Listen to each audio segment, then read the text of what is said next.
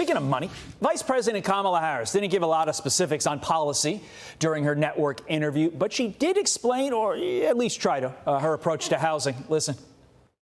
Some of the work is going to be through what we do in terms of giving benefits and assistance to state and local governments around transit dollars, and looking holistically at the connection between that and housing, and looking holistically at the incentives we in the federal government can create for local and state governments to actually engage in planning in a holistic manner that includes prioritizing affordable housing for working people. Beverly Hallberg, excuse me, Kamala, is the president of District Media Group and a fellow at the Independent Women's Forum, and she joins me now. Beverly, let's look holistically at that answer, can we? What the heck does any of it mean? I don't think we know, but I do think that holistic is her new favorite word, and this is something that she tends to do. She will hone in on a certain word that she thinks is going to, therefore, make her answer sound better. And it's actually quite impressive that she could give a 2-minute long answer, lots of words, as you know, Todd, and say absolutely nothing. She usually will start with these feel-good platitudes. Holistic is her new word. She'll go to the American spirit and passion. Then she'll quickly pivot to her middle-class upbringing and her mom, and then she'll round it out with a phrase like affordable housing, giving absolutely no details at all.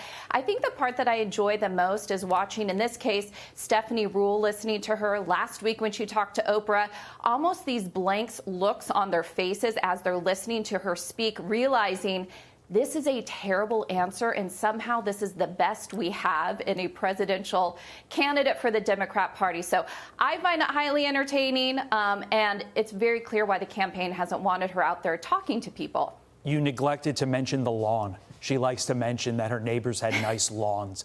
Let's not forget about that. That's important to determining a president. But I'm glad you mentioned the interviewer, Stephanie Ruhle. She went on MSNBC later on in the day and actually called out Kamala Harris for not really answering any questions, but really the answer on taxes. At this point, Beverly, are we ever going to get any specifics with less than 40 days to go before we all vote? Are we going to get any specifics on how she's going to pay for all this or on her economic plan in general? Because quite frankly, yesterday in Pittsburgh, Beverly, we didn't get much. The only way we're going to get any answers is if the press actually presses her.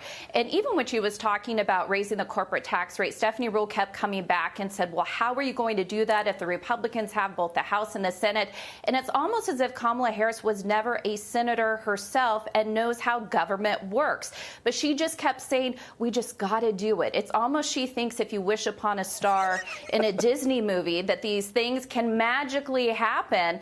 And again, it's quite embarrassing that somebody who has been in government, who is the Democrat nominee, can't answer a simple question of, well, you know how government works. We have separation of powers. There's a certain process. And she won't even address that. I'm so glad you mentioned Disney movies. I watch a lot of them. I often question logically how they get from A to B, but that's okay in a Disney movie because it's fantasy. This is all too real. This is real life, and she is running to lead our country. The gentleman who allegedly is running our country now, Joe Biden, he was on The View and stumbled when he was asked about Nancy Pelosi forcing him out of the 2024 race. Listen. Did you feel that your hand was forced, and what is your relationship with Speaker Pelosi now? My relationship is fine. Look, that wasn't the reason that I stepped down. I stepped down because I started thinking about it. You know, it's hard to think of, I know you're only 30, but it's hard to think of, it's hard for me to even say how old I am. No, I'm serious. Beverly, is that your standard run-of-the-mill that we've seen over the last decade, Biden stumbling, or is he literally struggling to acknowledge the fact that he was forced out by Nancy Pelosi? That was one of the quickest pivots away from Nancy Pelosi I've heard him use, because he and Nancy Pelosi, of course, have had a close working relationship and friendship for decades. Now, I think what we're seeing here is quite the love fest of Joe Biden, him giggling with the members of The View. There was even a point where he put his forehead against Joe Behar, and they looked longingly in each other's eyes. I think this is his consolation prize, because he continued to say in this interview he would have won, that he thought the polling was in his favor. We all all know he was pushed out. Even Whoopi Goldberg mentioned that at one point, that she didn't like the way this went down.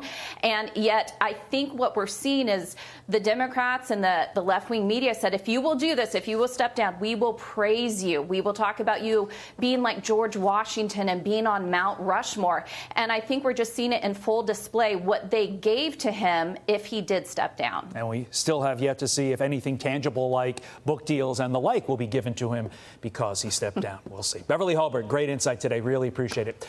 I'm Steve Ducey. I'm Brian Kilmeade. And I'm Ainsley Earhart. And click here to subscribe to the Fox News YouTube page to catch our hottest interviews and most compelling analysis.